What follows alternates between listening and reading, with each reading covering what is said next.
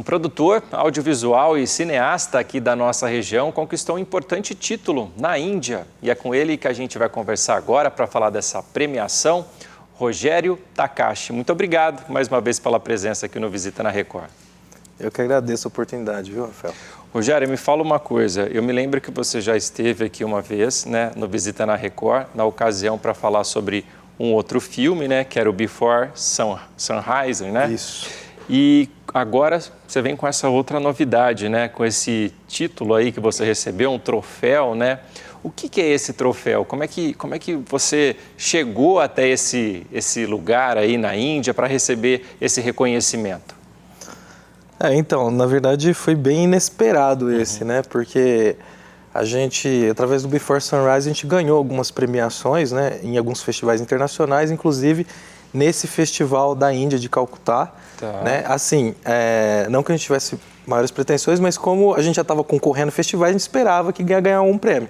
No caso dessa outra premiação, foi uma premiação pro diretor, para diretores de filmes, né? Então, no caso, esse Festival de Calcutá, eles fizeram, como eles estavam fazendo aniversário de 5 anos de festival, eles fizeram, através da comissão lá de júri deles, né? Fizeram uma avaliação de todos os filmes que participaram ao longo desses 5 anos e colocaram e destacaram alguns desses trabalhos, né? No caso, alguns diretores, né, que dirigiram alguns desses trabalhos. E eu fui um dos selecionados, entendeu? Até que eu recebi um e-mail me comunicando que eu tinha sido selecionado como um desses diretores de destaque, no caso, com referência ao filme Before Sunrise. E eu não esperava mesmo, sabe? Foi muito legal, foi uma alegria muito grande e foi uma premiação, assim, no caso, para diretor mesmo, né? No caso, foi para mim mesmo, né? Então, foi assim, fiquei muito feliz, muito satisfeito de ter recebido esse reconhecimento, né? Que bacana. Agora, Rogério, para a gente lembrar um pouquinho, né? Como é que era essa história, né, do Before Sunrise, para as pessoas que não acompanharam quando a gente falou da outra vez? O Before Sunrise foi uma ideia meio ousada até, né? Porque nós fizemos um trabalho junto com uma atriz e produtora lá dos Estados Unidos, que é brasileira, mas ela estava residindo lá, Julia Rosengren.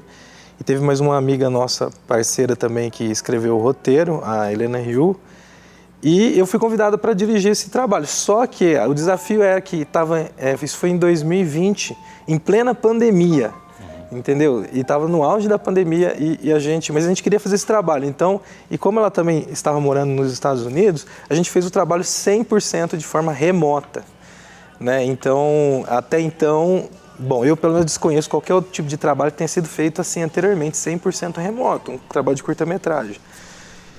E então foi uma coisa meio ousada, meio inédita que a gente tentou fazer. Então foi assim, todo o trabalho, a equipe, né, que era bem enxuta também, nenhum assim membro da equipe se encontrou presencialmente ao longo da produção inteira, pré-produção, após, entendeu? Todo o trabalho foi feito assim à distância, cada um na sua casa, através de reuniões, eu dirigia todo o trabalho de forma online ali, sabe, através de videochamadas, essas coisas assim, sabe?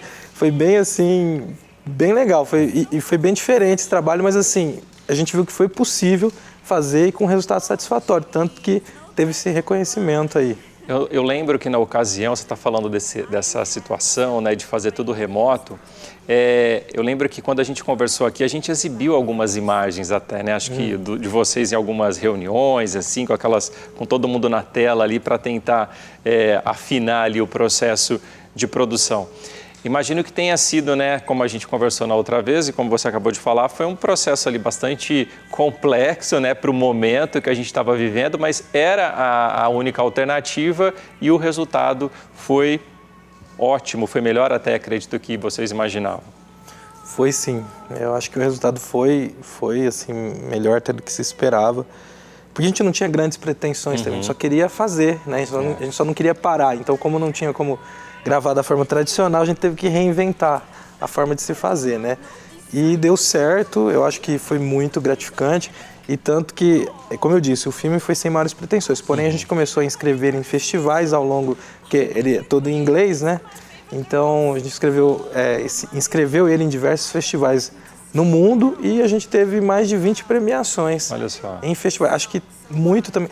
Inclusive, o próprio tema do filme era sobre a pandemia, era uma mensagem relacionada ao período que a gente estava vivendo. Então, acho que, sabe... Era a factualidade ali, né? Isso, exatamente. Eu acho que isso ajudou a tocar muitas pessoas pelo momento que estava passando e tudo mais. Eu acho que a mensagem que a gente queria transmitir foi muito bem sucedida, sabe? Que legal.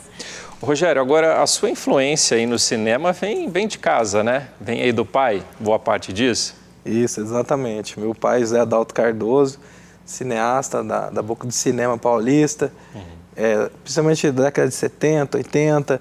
Ele dirigiu, produziu diversos longas-metragens, trabalhou com o Mazzaropi, o Zé do Caixão. Ele iniciou, né, no cinema através do Zé do Caixão.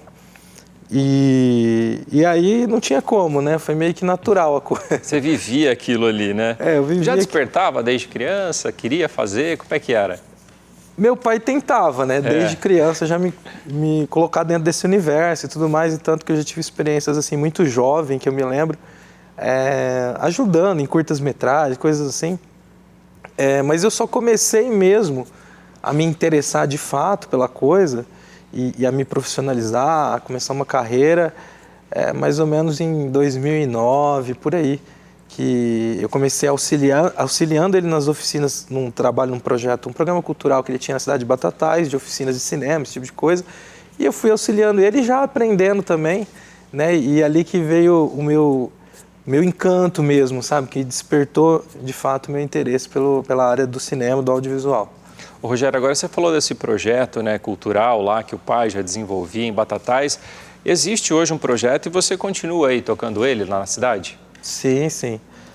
Então, esse começou em 2007, meu pai começou na cidade de Batatais, mas desde 2015 sou eu que toco as oficinas, né? Esse aqui é um programa de oficina, né, para a população leiga mesmo, tá? Que dá os primeiros passos ali no cinema, e ao longo dessas oficinas os participantes desenvolvem roteiros e eles vão gravar realmente os curtas-metragens, tudo sob a nossa supervisão, tudo mais, nossa ajuda ali, nosso suporte. E no final, todos esses curtas-metragens produzidos pelos alunos são exibidos numa mostra pública. Olha que legal. E tudo gratuito. O programa sempre ele é oferecido através de parcerias com a administração pública ou com leis de incentivo de cultura.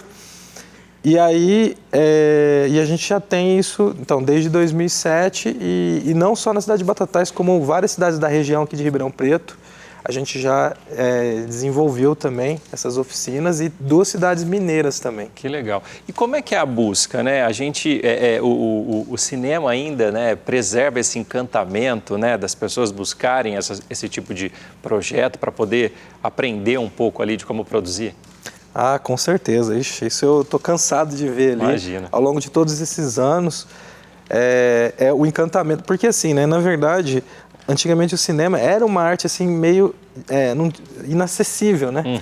Por conta porque a tecnologia ela acabou democratizando um pouco o acesso, né? Porque hoje em dia todo mundo tem uma câmera na mão, todo mundo tem seu celular que tem condições para fazer um filme, sim. Inclusive tem até festivais que são específicos para filmes de celular. Então, é mais a questão da pessoa conhecer a técnica, né? Conhecer como fazer, a técnica, como funciona por trás das câmeras. E então, ele meio que veio dessa filosofia de toda cidade, por menor que seja, sempre tem aquele grupinho de teatro, né? Verdade. De teatro amador. Mesmo que eles não sigam carreira profissional nisso, não deixa de ser uma atividade saudável, uma atividade cultural, que traz diversos benefícios, né? Que a gente bem sabe. Então a gente partiu da mesma filosofia, né? Por que não fazer cinema, né? E a gente vê, assim, pessoas de todas as idades, sabe? Se encantando, trabalhando, porque o cinema também é uma arte coletiva, né? Então é muito legal ver essa interação entre pessoas de todas as idades, trabalhando com o mesmo objetivo, se entregando para a coisa, e depois ver o resultado na tela do cinema, né? Que bom. Na mostra pública. Acho que para as pessoas não tem... Muitos já me falaram isso, que é a emoção de ver, né, o seu primeiro trabalho, uma dona de casa, por exemplo, que nunca imaginou e está vendo um filme que ela mesma dirigiu, ela mesma roteirizou ou atuou vendo na tela do cinema, né? Verdade. Então... É a realização. Rogério, eu agradeço bastante sua presença aqui no Visita na Record. Parabéns aí pela premiação, para todos os envolvidos também. Mais sucesso aí nas novas empreitadas e nesse projeto que continua sendo desenvolvido em Batatais e também em outras cidades da região. Muito obrigado, Rafael. Eu que agradeço aí a oportunidade. Obrigado, até a próxima, Rogério.